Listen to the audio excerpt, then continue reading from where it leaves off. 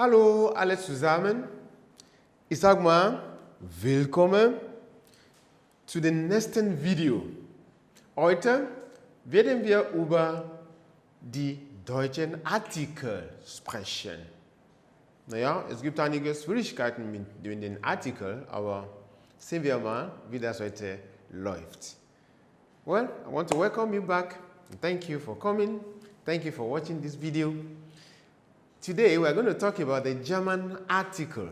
It looks somehow full of headache, but then we're going to simplify it, and you're going to smile eventually. You're going to master it.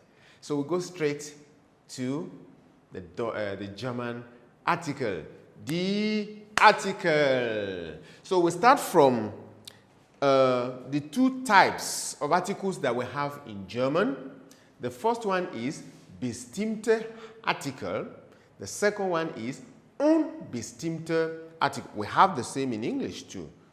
We have definite and indefinite article. So under this one, under the bestimmte, we have the der,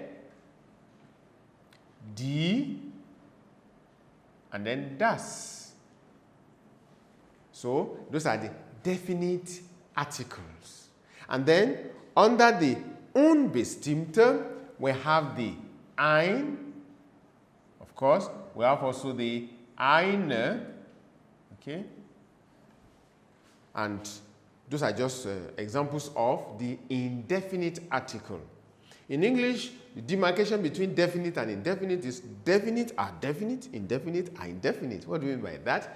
If you say the boy, that means definite boy. We have been talking about the boy, and you now say that is the boy. But then if you just say a boy, it's not definite, it's general.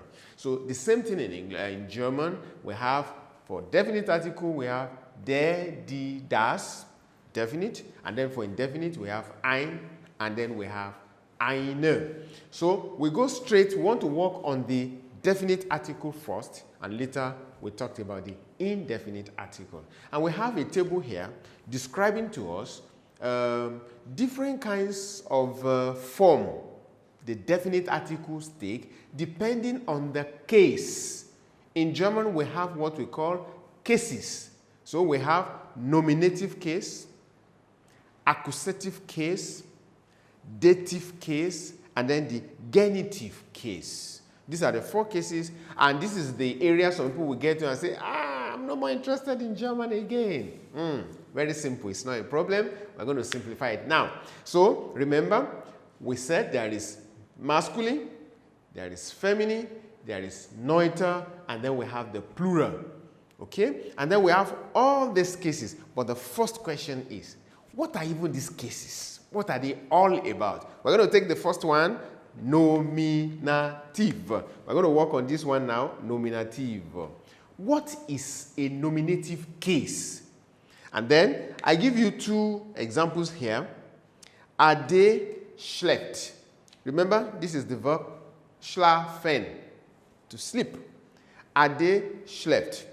I will ask you, is that a sentence? Oh, yes. It's a sentence, complete sentence. And then the second one, die Blume blüht. Blüht comes from the verb blühen, to flourish, to blossom.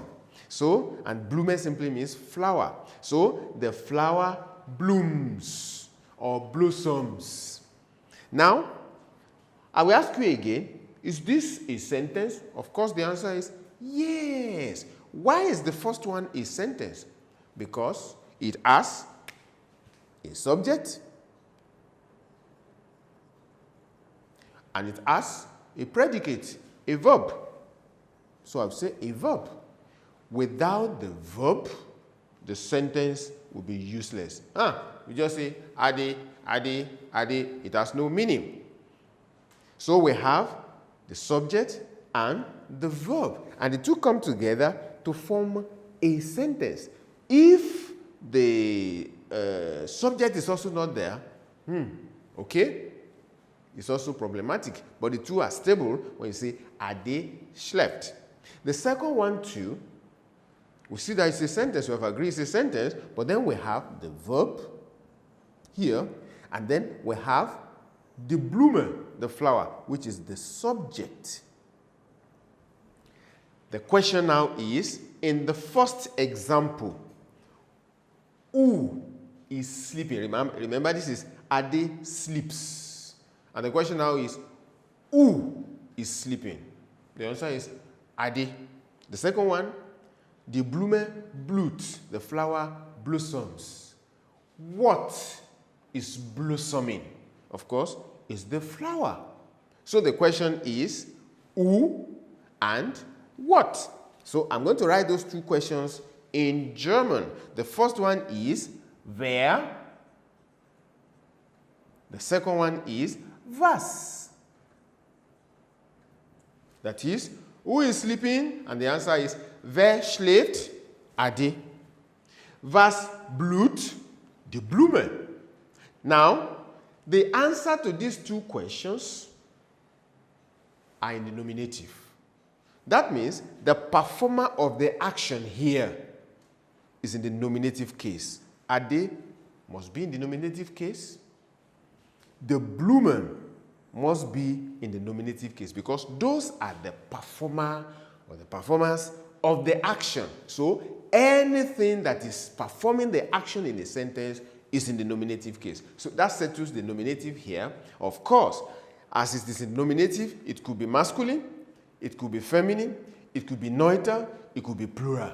But the important thing is anything performing the action is in the nominative case. Keep that so that you don't forget. And then the question is wer, that is who performs the action, was, what performs the action.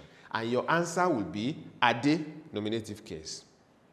The Blume, nominative case. So the performer of the action is in the nominative case. So we go on to that of accusative. Now, I have another two set of questions. And the first one, or let me call this one A, and this one B. The first one is Ade hat. Is that a sentence? Ade has. That's not a complete sentence. The second one, Shola macht.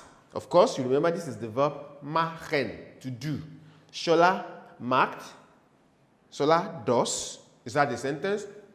No, it's not complete. We don't understand because the question is, what has Ade done? Oh, sorry, what does he have?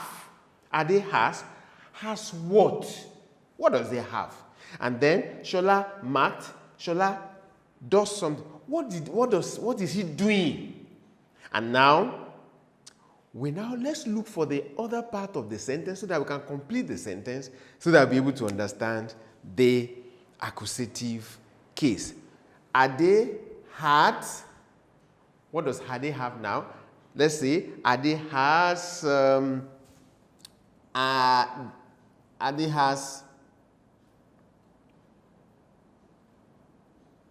okay? So I would say Ade had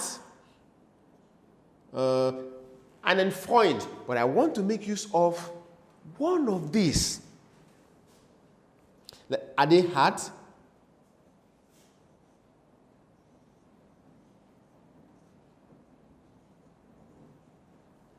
okay, and then Shola macht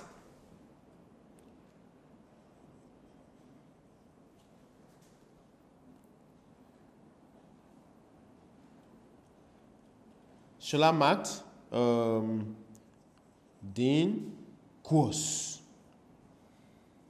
Den deutschen Kurs oder den Kurs.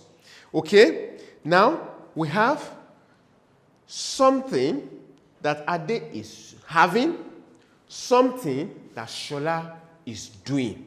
So the question is, how do we understand this sentence?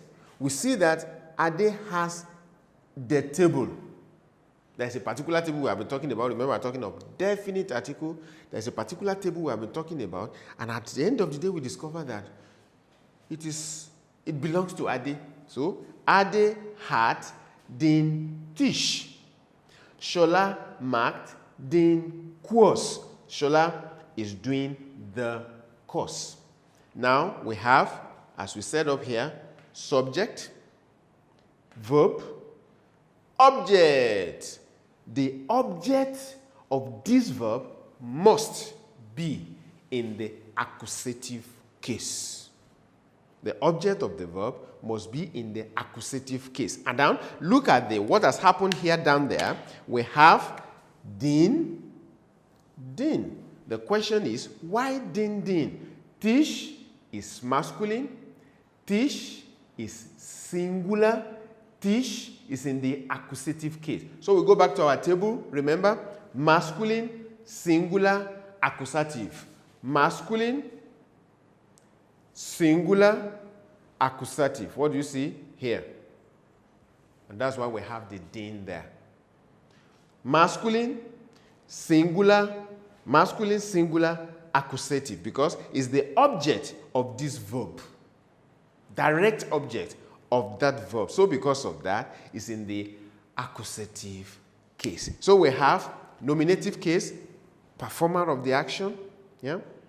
And then accusative case, object of the sentence, or if you want, you say subject of the sentence, nominative, object, immediate object of the sentence, accusative case. So with that, remember, this din, we can trace it back. This is masculine, this is singular, this is accusative. We trace it back to this place, and we discover that this is coming up here.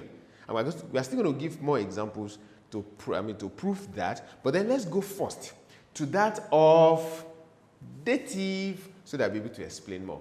Bleib dran.